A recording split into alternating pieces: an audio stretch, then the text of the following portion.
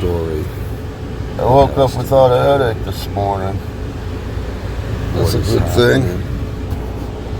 No headache, no Excedrin. What is continuing to happen? Nobody walking their dog out on the street. It's all good. Traffic should be easy on the highway, I'm thinking, hopefully. Yeah, the sun hasn't quite come up yet. Imagine when it does. I'd love to be home sleeping through all this, but I'm not. Hold on, I gotta buckle my seatbelt.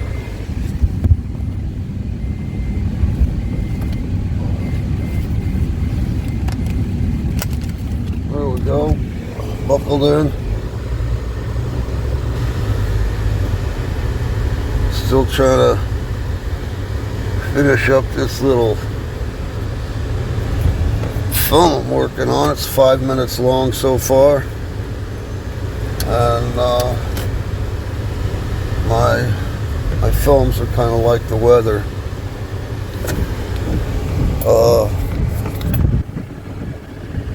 Abstract. Never know what to expect. Never know what I'm going to say. I never know what to say when I click on this phone.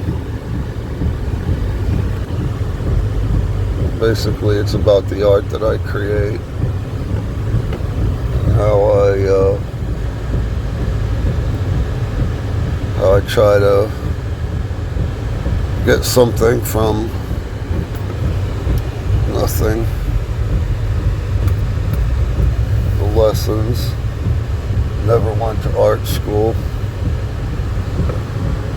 so the lessons are lessons that I've gotten just from living. Here we go. The main drag. School should be starting soon.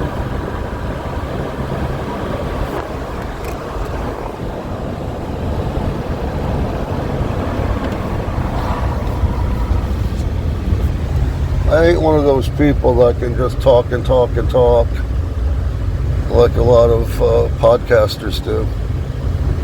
They seem to have a ability to just blab on.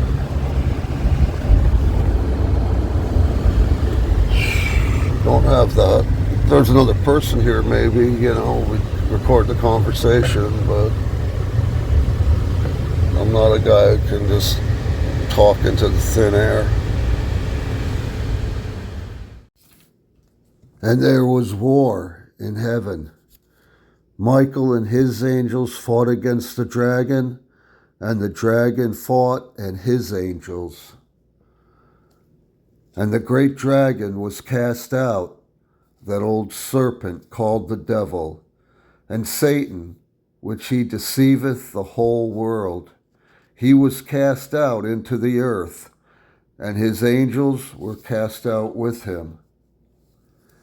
Take heed that ye despise not one of these little ones, for I say unto you that in heaven their angels do always behold the face of my Father, which is in heaven.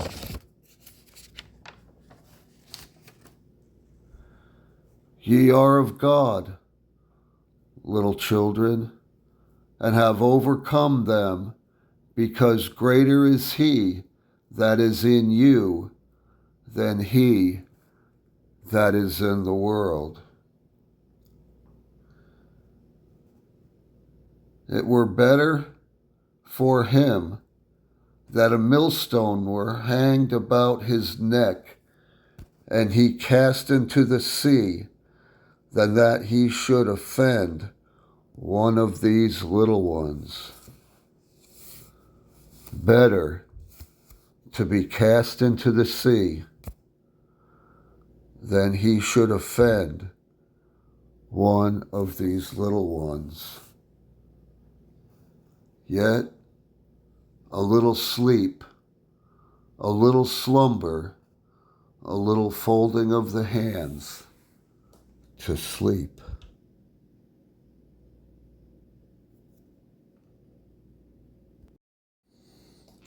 The devil will lead you into temptation, but he will never deliver you from evil.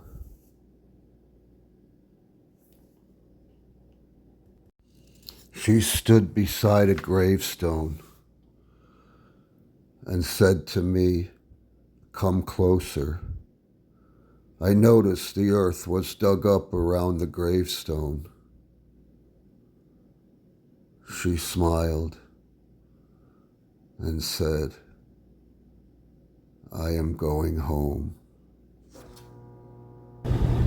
This is what it's like to go to hell.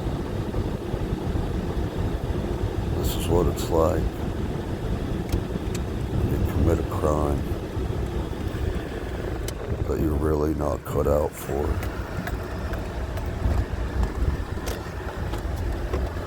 This is what it's like.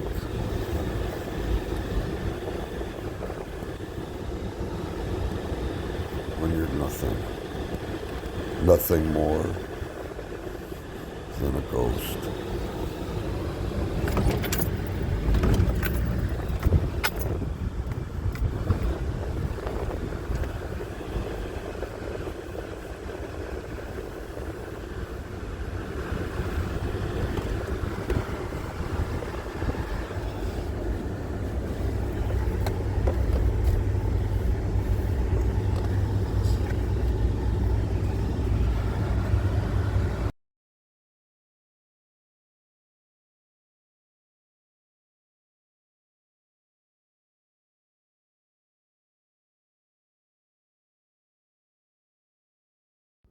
This is my grandmother's house, where we spent holidays and summer vacations and Sunday dinners. It was filled with things that would fascinate a child. What fascinated me was a picture she had hanging in the hallway, back by her bedroom door. It was a painting that had blue and white splotches of paint on it. I didn't really know what I was looking at. But one day she saw me fascinated with it. And I said, "What is it?" She said, "Those are two birds in a nest." And although I didn't see two birds, from that point on, I just thought I was looking at two birds in a nest. Why? Because Grandma said so. And Grandma always told the truth. At least that's what my 7-year-old mind concluded. As I got a little older and kept looking at it, I still not could stand face to face with the painting. I was too short. But I thought, that must be modern art. I'd heard about modern art from, I don't know where I heard about it, my teachers, my mom. That was modern art. And in modern art, two birds in a nest didn't have to look like two birds in a nest. They could look like splotches of paint. But to this day, I see, when I look at that painting, I see two birds in a nest. And because my grandmother had told me two birds in a nest, I saw two birds in a nest until until I grew a little bit more and was able to come face to face or look at the painting head on. Where I saw in the corner of the painting, my grandmother had written, "This was done by Herb in the 2nd grade." To me, it was always and will always be two birds in a nest. It's the power of suggestion and the power of naming or giving your art a name. It will always be two birds in a nest to me.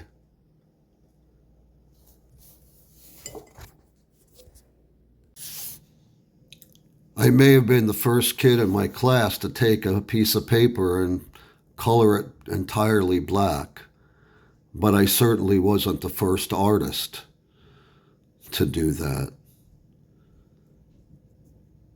In 1915, a Russian artist whose name is Casimir Malevich painted the black square. In the 1980s, Agnes Martin experimented with all black paintings. Ad Reinhardt mixed black paint with other colors. In fact, you have to look at an Ad Reinhardt painting for a long time before the other colors start to become visible in his paintings. There was Robert Rauschenberg, also in 1951, and a French painter by the name of Pierre Soliges, all experimented with black paintings. I wasn't the first, but these people came long before I did. I imagine my teacher had no idea who these people were. I had no idea who they were. My mother told me. She looked them up before hanging my all-black painting or my all-black coloring project on the refrigerator door. That was my first show. And no higher honor can be had than having your painting displayed on Mom's refrigerator. Every piece of art, every invention, every child born into this world, they all deserve a name. Even if that name is fog, invented on the spur of the moment by a 5-year-old who colored his entire paper black. Fog. His wandering thoughts led him to a door in a wall not there yesterday. He opened the door and stepped into darkness, a blackness. After his eyes adjusted to the absence of light, I saw all the art I couldn't create, all the thoughts he refused to ponder.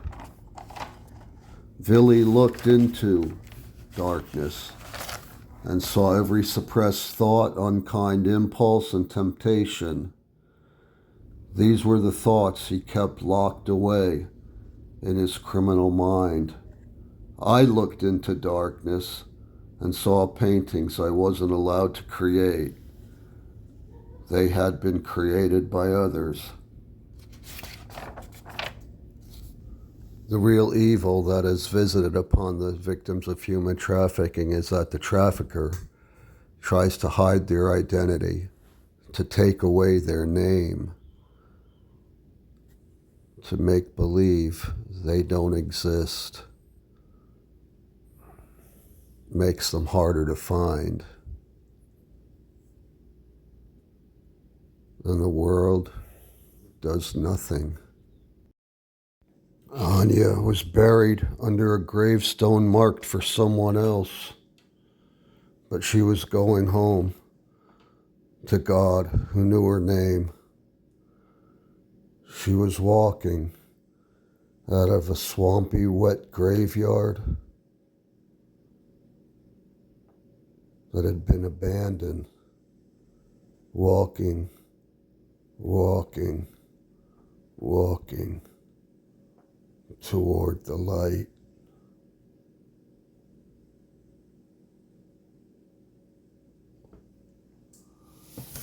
I had no idea what may have happened to the other girls, Anya's companions, her friends. No idea. But to solve this, I would have to walk toward the light as well.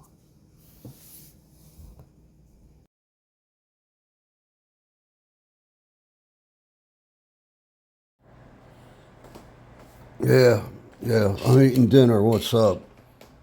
No, I haven't talked to him in, I don't know, 3 weeks, something like that. No, I figure he's just doing his thing, whatever his thing is. Yeah. No. Okay. What are you trying to tell me? What?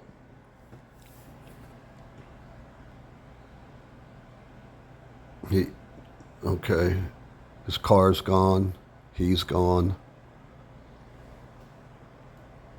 How about his house? Has his house been cleared out? No. Well, I went over to the cabin, and that was completely cleared out. I don't know why. Felt kind of weird inside. All right, well, keep me posted. Thanks. Bye.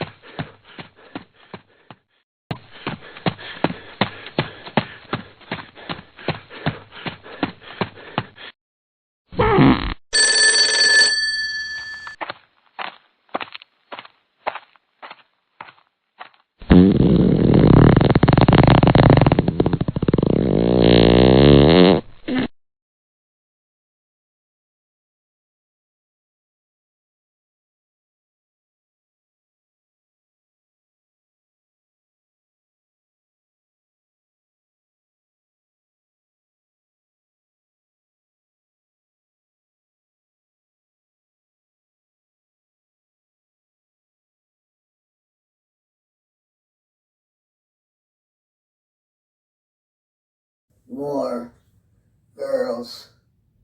The love shack's full of. He gives them names. Splendor.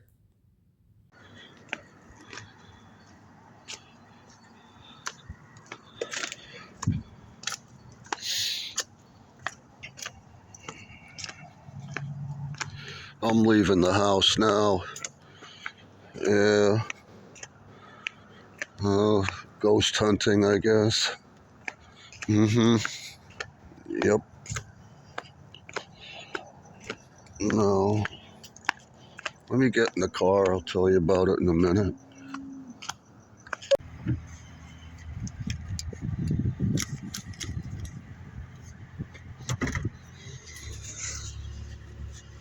Yeah, so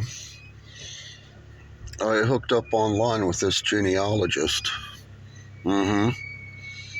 Yeah, she works. She's been working with some people down here in Florida, although she doesn't live here.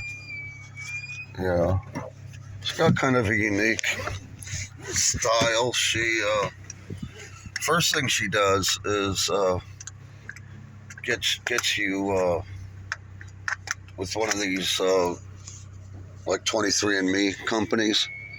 They do DNA. Yeah, and then when she's got that, she's got an idea where to look, depending on where your DNA goes to. But here's the thing. She's been working with a group of guys from one of the prisons down here. Yeah, they got interested in looking back into their family trees and stuff like that. And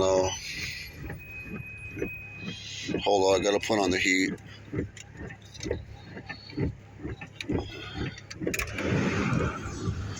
It's a little foggy out this morning.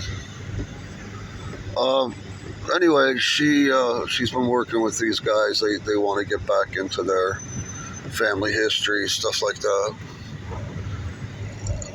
And they're kind of unique in that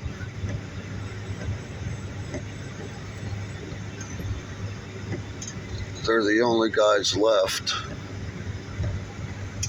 The reason they're in jail is because they pulled a job back in the 80s, right? They ripped off a drug dealer.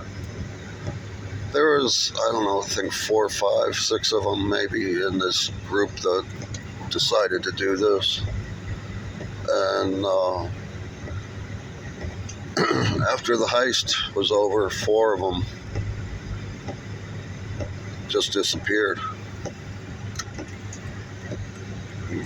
They believe these people are dead. They've been gone now since the mid to late 80s. All right.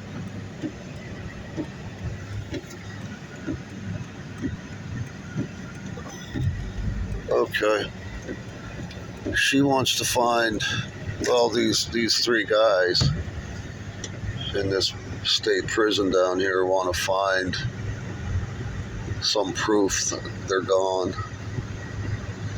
Yeah, they're looking for their ghosts. That's why I said ghost hunting, right?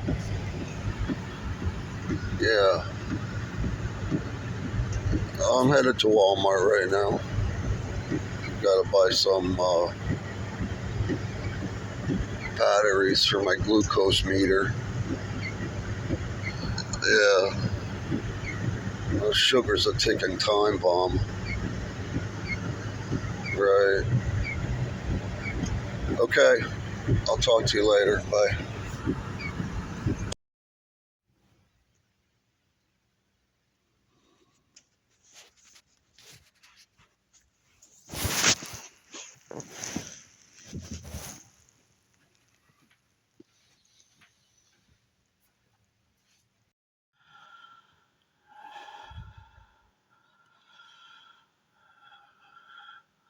Good way to start today.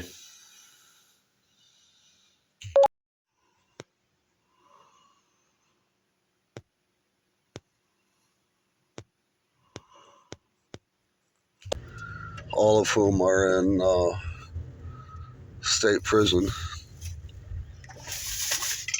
Yep.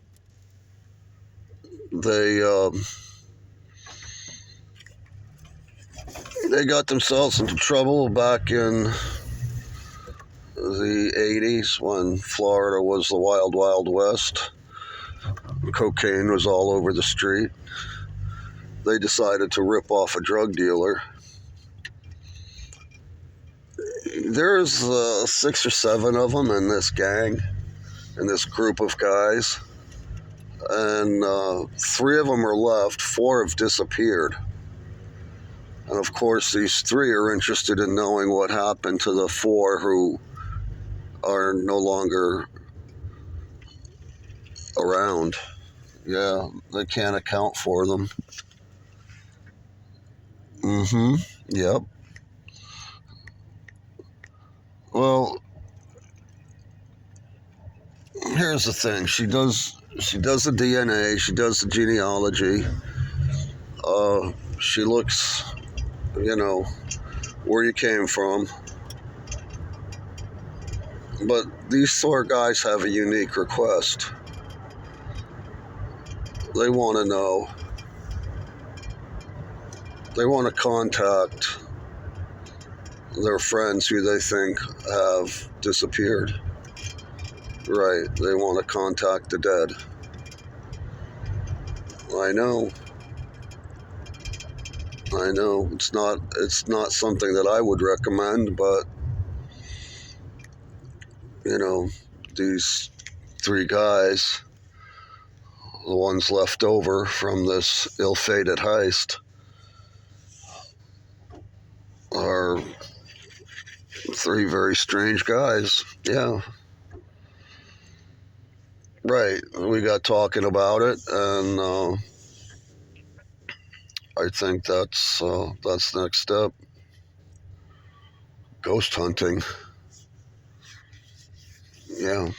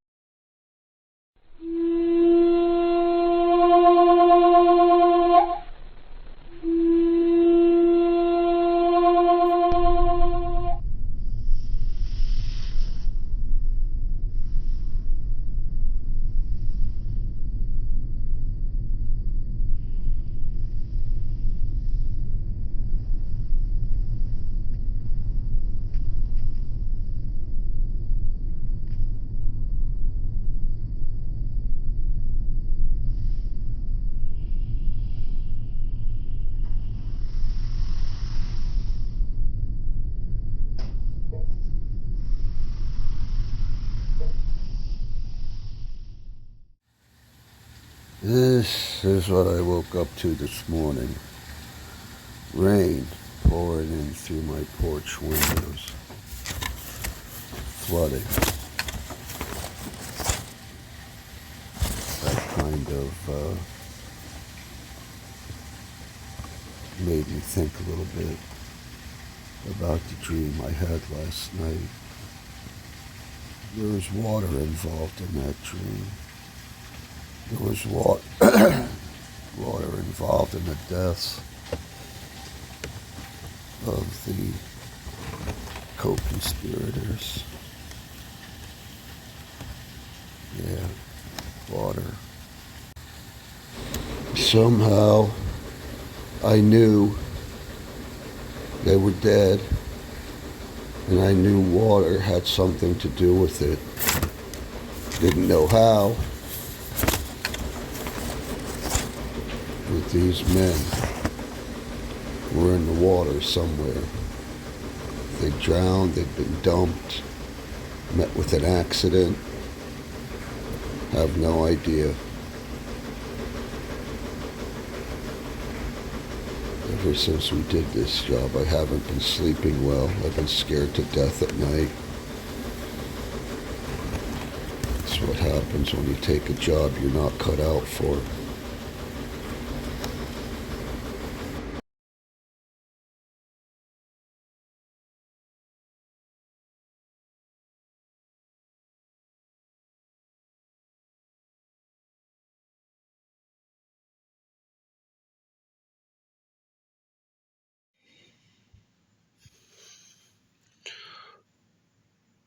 This is how I got involved in criminal activity. Meeting with criminals, feeling at home with them, listening to their plans, agreeing that, okay, not so bad to steal or murder or to take what isn't yours. I was creating art every day, art that wasn't selling, art that was good but didn't seem good enough. I wish that I could paint pretty pictures, good-looking women, handsome men, landscapes one could stare at for hours. But I can't do that. So I paint abstracts, use many different colors. And over the course of 20 years,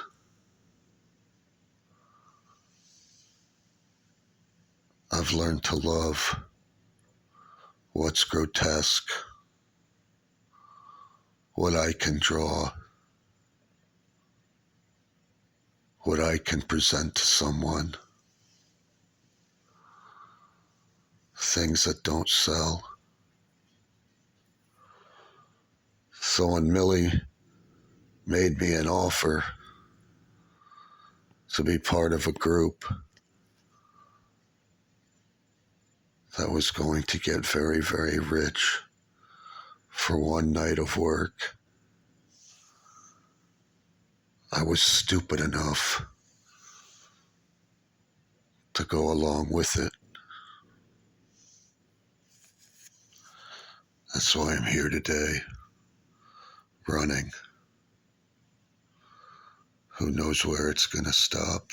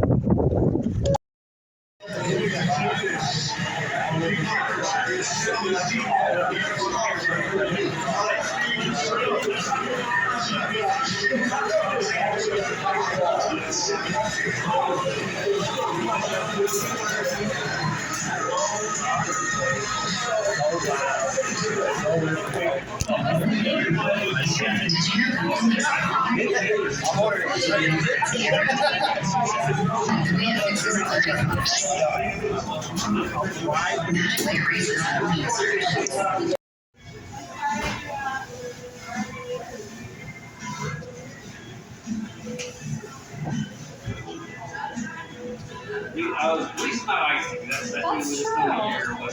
Our snow